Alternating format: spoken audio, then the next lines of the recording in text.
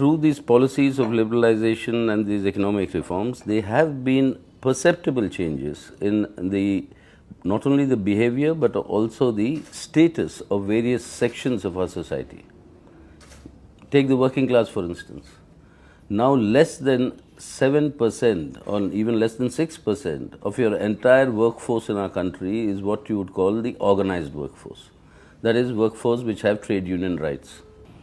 So what is happening? You are fragmenting the workforce into contract, casual, temporary, daily, and all these things, and you are removing them from the orbit of what is called collective bargaining. And your laws are all connected with collective bargaining, which is what your labor laws are. So if you cannot change the labor laws under pressure, then you create a situation where the labor laws become irrelevant because they are only applicable to 6% of your workforce today. So this is a big change. Now, how do you reach out to those workers who are not in any union? Now, these are new challenges. Take the students, for example. Our generation, all of us grew up and came up through student politics.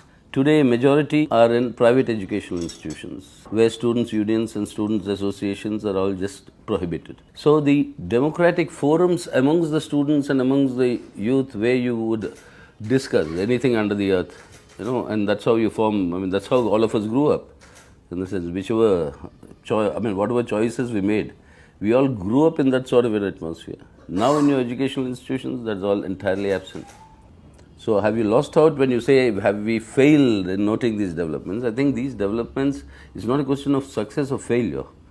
It's a question of how to adapt to these changes. What are the organizational methods? For example, we'll have to reach out to the workers in their residential areas, not in their workplaces. We'll have to reach out to the students through their tutorial classes and all these, which are more relevant today than their colleges and institutions.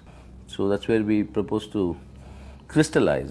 All these issues are already under discussion. Crystallize the new methods of both our reach, our agitation, and our propaganda.